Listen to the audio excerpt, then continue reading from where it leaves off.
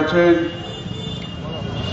আমার পলিট ব্যুরোর সহকর্মী এবং ভারতের কমিউনিস্ট পার্টির মার্ক্সবাদী পশ্চিমবঙ্গ রাজ্য কমিটির সম্পাদক কমরেড মোহাম্মদ সেলিম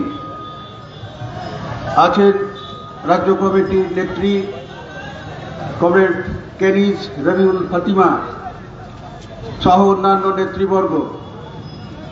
আজকে ভারতের কমিউনিস্ট পার্টি মার্ক্সবাদী বীরভূম জেলা কমিটির ডাকে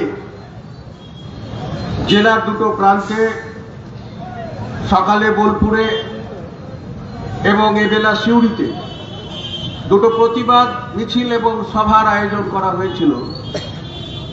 স্বাভাবিকভাবেই বর্ষার সময়, কাজের সময়, কাল রাত্রে থেকে বৃষ্টি শুরু হয়েছে জোর কদমে। এই বৃষ্টির মধ্যেও ভিজে তিতে এবং বিশেষ করে আমাদের জেলা বৃষ্টি নির্ভর, মূলত বৃষ্টি নির্ভর কৃষি, সুতরাং মাঠে জল লাগলে পরে কৃষকের যে আকুতি থাকে, আকুলি বিকুলি থাকে, মাঠে নেমে অন্তত তাড়াতাড়ি যাতে চাষের কাজটা গুটিয়ে আনা যায়, সেই কাজ গুরুত্বপূর্ণ কাজ, সেই কাজ ফেলে মাঠ থেকে যারা উঠে এসেছেন এই সময় দুর্যোগ মাথায় নিয়ে লাল ঝান্ডার ডাকে এই প্রতিবাদ মিছিল সমাবেশে অংশগ্রহণ করছেন।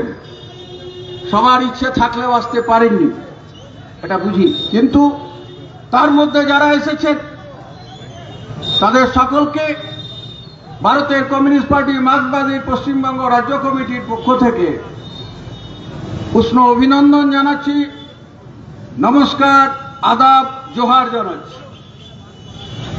আপনারা শুনবেন বিস্তৃতভাবে আজকের কথা যা বলার আমাদের। আজকে আমাদের এই সভার মুখ্য বক্তা আছেন, বলবেন কমরেড মোহাম্মদ সেলিম। তার কথা শোনার জন্য অনেকে অপেক্ষায় আছেন। আমাদের শুধু এই মিছিলের মানুষ না, আশপাশে যারা আছেন, ব্যবসায়ীরা আছেন, নিত্যযাত্রীরা আছেন, তারা সবাই কম বেশি শুনবেন। শোনাটা আজকে অত্যন্ত জরুরি। আমি যে কথা আপনাদের বলতে চাই, এই সময়কালে সব থেকে বড় প্রতিবাদ কেন্দ্রীয় সরকার, বিজেপি, আরএসএস পোষিত যে সরকার, সেই সরকারের জনবিরোধী নীতির বিরুদ্ধে, বিশেষ করে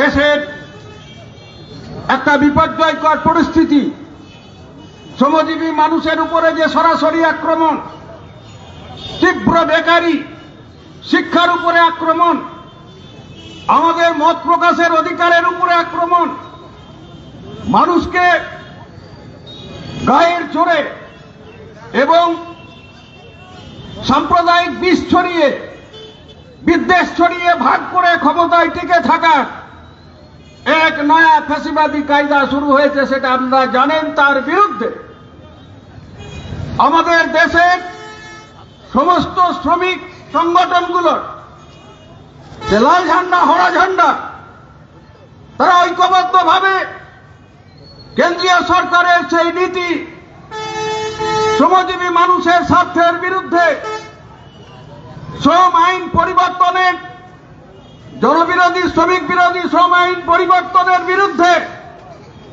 এবং আম জনতা, সাধারণ মানুষের উপরে রুটি রুজির যে আক্রমণ, সেই নীতির বিরুদ্ধে, নীতি পরিবর্তনের দাবিতে 9 জুলাই ঐতিহাসিক সাধারণ ধর্মঘট হয়ে গেছে। ঐতিহাসিক, এর থেকে বড় প্রতিবাদ আর কিছু হতে পারে না। সেই প্রতিবাদ সারা দেশ জুড়ে, সারা রাজ্য জুড়ে ব্যক্ত।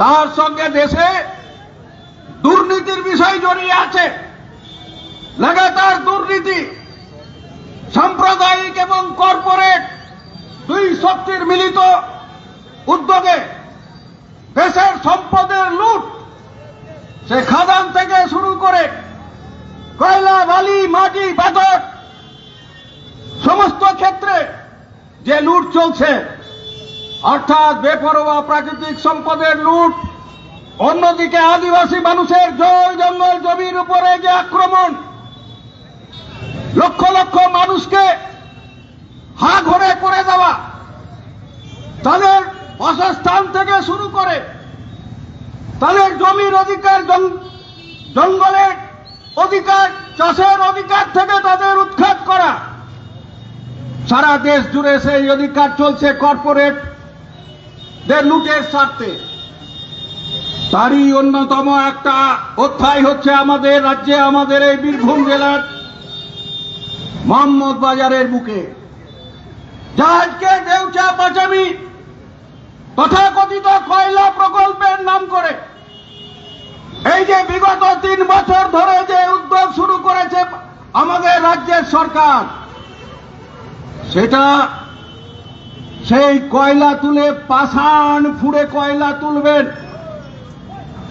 আমরা প্রথম থেকেই বলে এসেছি, আমাদের দেশের যারা কয়লা তোলার অন্যতম, যারা হচ্ছে দক্ষ যে বিভাগ, কোল ইন্ডিয়া অফ ইন্ডিয়া, কলিয়ারি দপ্তর, যারা আমাদের দেশে ব্রিটিশের সময় থেকেই কয়লা তোলার কাজ করে, তারা করল না দেশের তাবৎ ভূতত্ত্ববিদ থেকে শুরু করে কয়লা বিশেষজ্ঞ থেকে খনি বিশেষজ্ঞ থেকে শুরু করে সবাই বলেছে, পার্লামেন্টে তার রিপোর্ট আছে, যে এই কয়লা দেউচা পাচামির বুকে যে কয়লা, সেই কয়লা হচ্ছে তোলার দুঃসাধ্য ব্যাপার। মাটির এত গভীরে আছে, তার উপরে যে পাথরের কঠিন পাথরের স্তর আছে, তাকে ভেদ করে 800 মিটার গভীরে সেই কয়লা তোলাটা হচ্ছে দুঃসাধ্য ব্যাপার। সেই জন্য কোল ইন্ডিয়া এই ব্যাপারে আগ্রহ দেখায়নি। যারা আমাদের দেশে কয়লা খনি শিল্পের অন্যতম যারা ধারক, তারা করল না, এমনি এমনি না। অর্থাৎ যাকে বলে প্রযুক্তিগতভাবে এটা দুঃসাধ্য, এবং সেই অত গভীর মাটি থেকে কয়লা তুলে নিয়ে এসে যে প্রযুক্তি লাগবে, কল লাগবে, যন্ত্র লাগবে, তা আমাদের দেশে নেই। সারা দুনিয়াতে আছে কিনা সন্দেহ।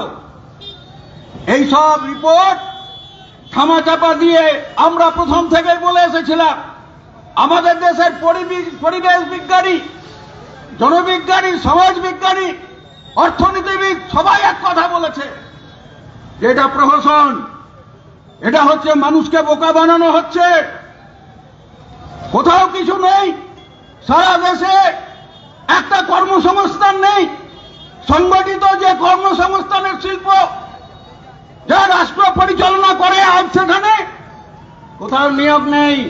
রেলে নিয়োগ আছে, ব্যাংকে নিয়োগ আছে, ইন্স্যুরেন্সে নিয়োগ আছে, বিভিন্ন রাষ্ট্রায়ত্ত উদ্যোগ যেটুকু বেঁচে আছে সেখানে নিয়োগ আছে।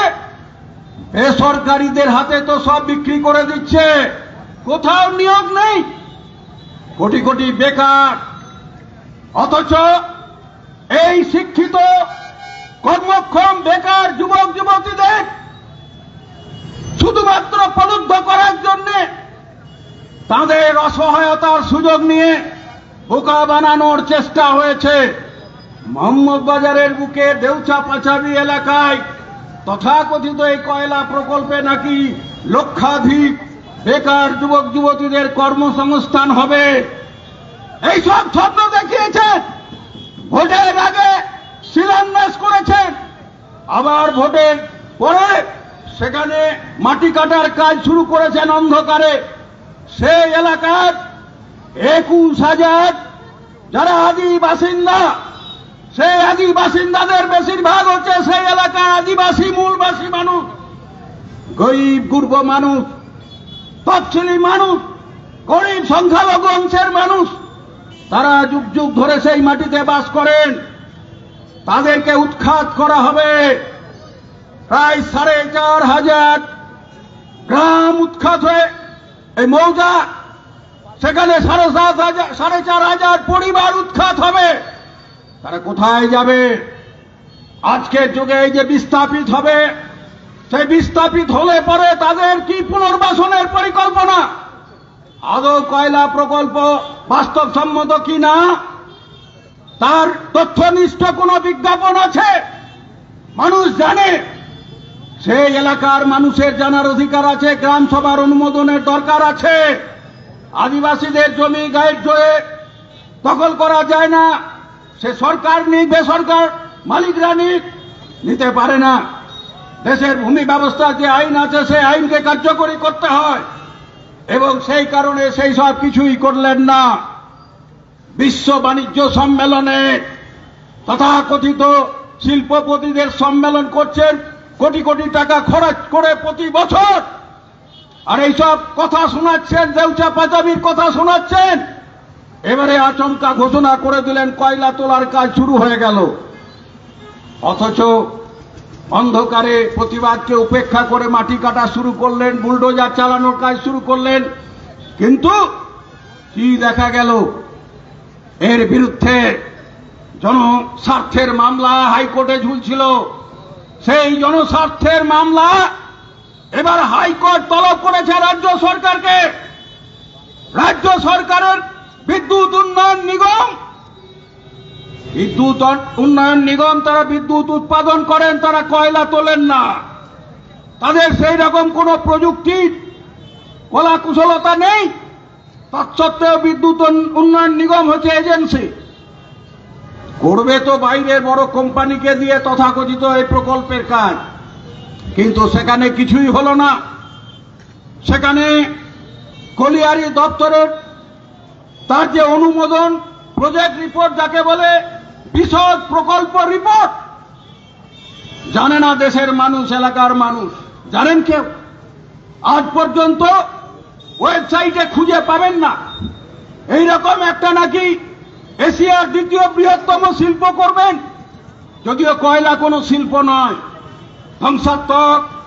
আজকের পরিবেশ প্রযুক্তির যে বোঝাপড়া, তাতে তাপবিদ্যুৎ উৎপাদন করার জন্য যে এই ধরনের কয়লা সহ অন্যান্য যে সমস্ত জৈব জ্বালানি ব্যবহার হয়, তা হচ্ছে আজকে আস্তে আস্তে সেগুলো বাতিল হয়ে যাবে।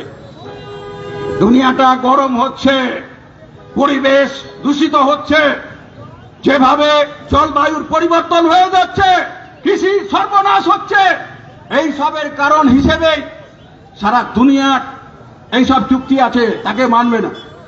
এইসব উপেক্ষা করে কি সামাজিক প্রভাব পড়বে, সোশ্যাল ইম্প্যাক্ট, তার স্টাডি নেই, পরিবেশ দপ্তরের ছাড়পত্র নেই।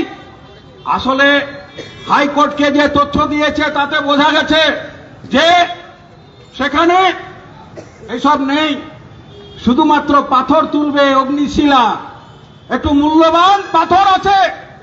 এখন আগামী 40 বছর ধরে সেই পাথর লুট করা যাবে। বালি, পাথর, কয়লা, মাটি, গাছের জঙ্গলের গাছপালা সবই তো লুট। মানুষের পেটের ভাতও লুট হয়ে গেছে, 100 দিনের কাজ।